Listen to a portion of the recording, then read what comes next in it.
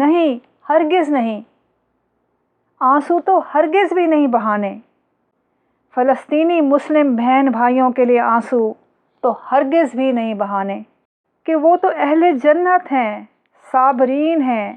السلام علیکم ناظرین و سامعین، اللہ سے دعا ہے کہ آپ سب بخیریت ہوں۔ امید ہے آپ سب بخیریت ہوں گے۔ خوش باش ہونے کا تو سوال ہی پیدا نہیں ہوتا کہ جو آج کل ہمارے ارد گرد چل رہا ہے اس پر ہوش و خرد رکھنے والے انسان اور بہت کچھ محسوس کر سکتے ہیں سوائے خوش باش ہونے کے۔ انفیکٹ آج کل کی صورتحال میں بخیریت ہونا ہی بہت بڑی بلیسنگ ہے، الحمدللہ۔ خیر، تمہید پر زیادہ وقت ضائع کیے بغیر اصل مدعے پر آتے ہیں۔ ناظرین و سامعین، یہ سوال آج ہر مسلمان اور بالخصوص ہر درد مند انسان ایک دوسرے سے پوچھ رہا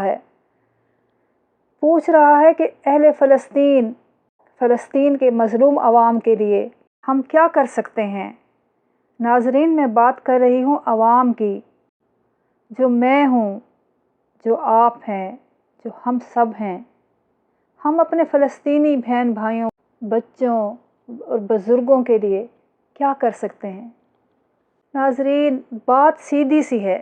ہم وہاں جا کر ان مظلوموں کے حق میں ان پر قہر برسانے والوں کے خلاف دو بدو لڑ نہیں سکتے کہ ہم عوام ہیں۔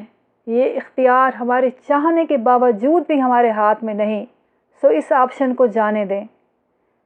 ویسے بھی فلسطینی قوم اول دن سے ثابت قدمی سے اپنی زمین پر اپنے پورے حوصلے کے ساتھ ان جابروں کے جبر کے سامنے ڈٹی کھڑی ہے۔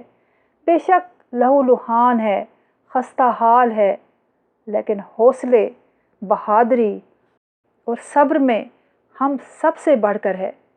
اپنی جانیں قربان کر رہی ہے، اپنے عزیز اپنے بچوں کی جانیں قربان کر رہی ہے، کرتی آ رہی ہے، لیکن اپنی سرزمین پر کھڑی ہے۔ اب آتے ہیں اگلے آپشن کی طرف۔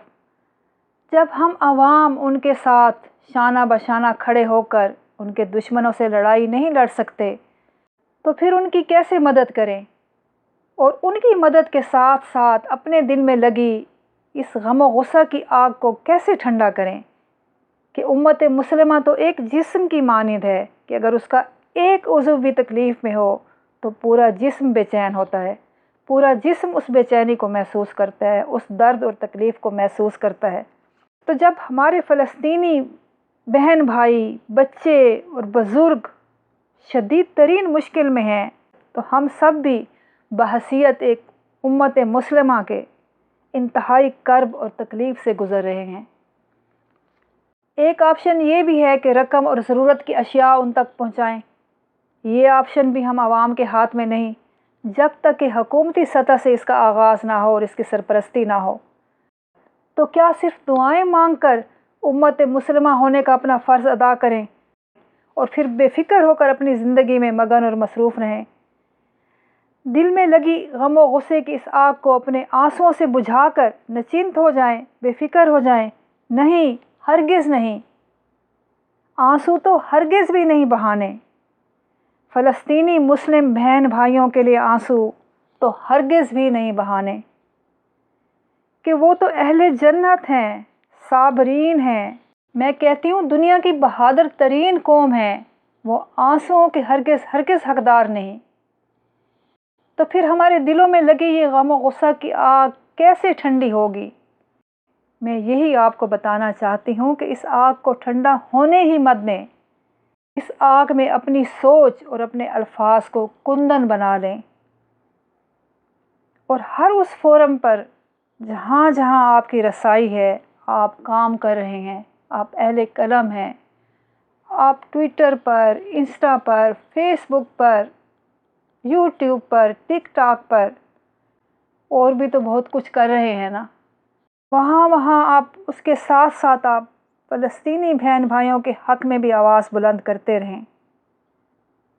میں یہ بھی نہیں کہہ رہی کہ سارا وقت اسی مدعے پر بات کریں، بس اپنے معمول کی روٹین کو برقرار رکھتے ہوئے یہ مسئلہ بھی اس میں شامل کر دیں۔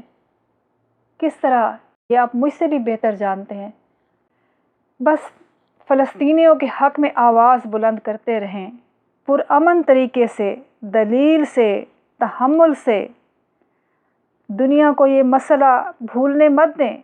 भले जंग बंदी हो जाए, जो कि हमेशा इसराइल करता रहता है, और कुछ दिनों के बाद फिर एक नए बहाने से उन पर जुल्म सितम के पहाड़ तोड़ने के लिए खड़ा हो जाता है। बेशक जंग बंदी हो जाए, दुनिया को ये मसला भूलने मत दें।